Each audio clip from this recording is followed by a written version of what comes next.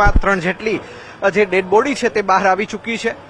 જે પ્રમાણે રાજકોટ શહેર પોલીસ કમિશનર રાજુ ભાર્ગવ છે તેમના દ્વારા 2 લોકોના મોતની પુષ્ટિ છે તે કરી દેવામાં આવી છે। સાથોસાથ તેમના દ્વારા કહેવામાં આવ્યું છે રાજકોટ શહેરના તમામ જે ગેમ ઝોન છે તે બંધ કરી દેવામાં આવ્યા છે।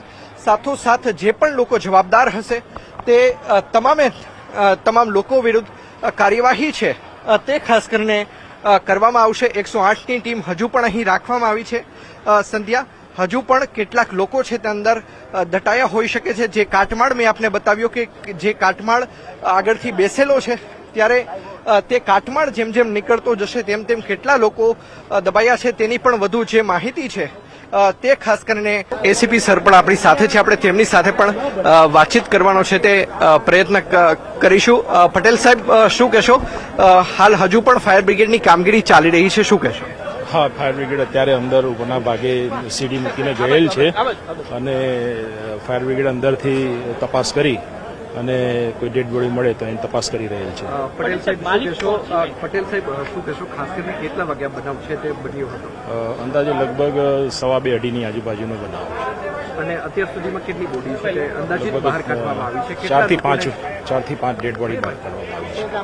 ખાસ કરીને હવે કયા પ્રકારની કાર્યવાહી છે તે કરવામાં આવી શકે તેમ છે પોલીસ દ્વારા જોવામાં આવશે કે કેવા કારણસર આગ લાગી છે, તેના ઉપરથી આગળ કાર્યવાહી પોલીસ કરશે।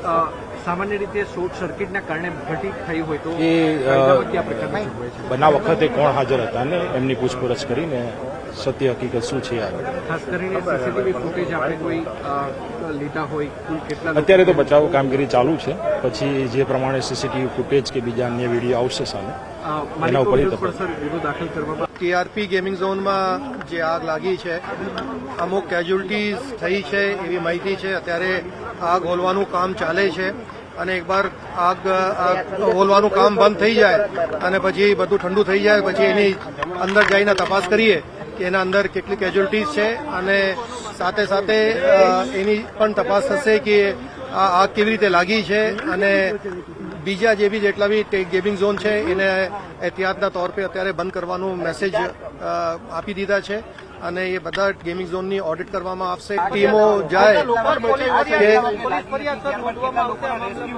બિલકુલ એમાં પોલીસ ફરિયાદ નોંધવામાં આવશે, જે કાયદેસરની કાર્યવાહી છે એ બધું કાર્યવાહી કરવામાં આવશે। ફાયર ડિપાર્ટમેન્ટના સાથે પણ એની બધા ઇન્વેસ્ટિગેશન થશે કે જે આગ લાગવાનું કારણ જે હતું એ ક્યાં કારણ હતું અને કોઈની નિષ્કાળજી બેદરકારી હશે એના ઉપર ચોક્કસ પગલાં લેવામાં આવશે। જે લોકો ઘવાયેલા છે અથવા તો જેમનું મૃત્યુ થયું છે એને હમણાં બધા મેડિકલ માટે સિવિલ હોસ્પિટલ સાથે ચર્ચા કરી છે।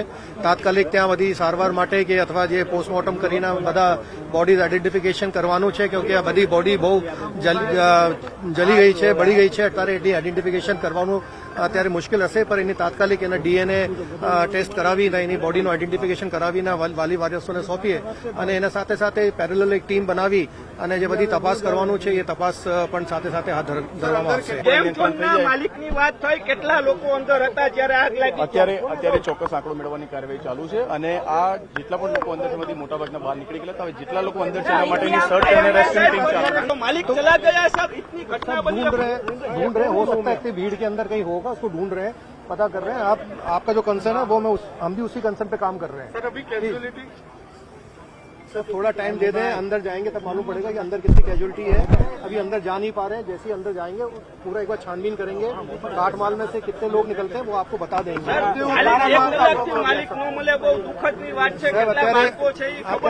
અત્યારે ટીમ લાગી છે સર, એના માટે પણ ટીમ લાગે છે।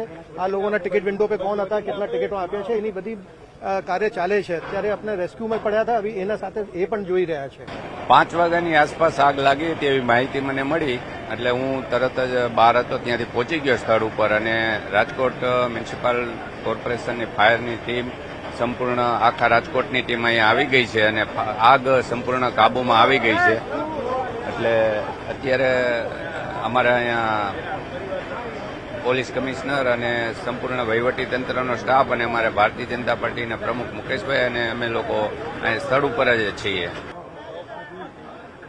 ચોક્કસ સંધ્યા, આપણે જે ભાઈ છે તેમની સાથે પણ વાતચીત કરવાનો પ્રયત્ન કરીશું કે આખરે તેમનું શું કહેવું છે। ભાઈ તેમની સાથે છે, મોટા ભાઈ આપનું નામ શું છે?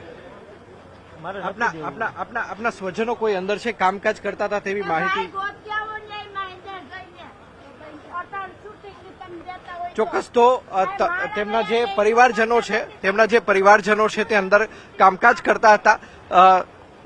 તેમને આ લોકો શોધી રહ્યા છે, કારણ કે ન માત્ર જે ગેમ ઝોનમાં રમવા આવેલા બાળકો, પરંતુ કહી શકાય કે જે કામ કરતા લોકો હતા તેઓ પણ હજુ બહાર નથી આવ્યા. તેમનો જ પરિવાર છે કે જે પોતાના જે સ્વજનો છે તેને શોધી રહ્યું છે.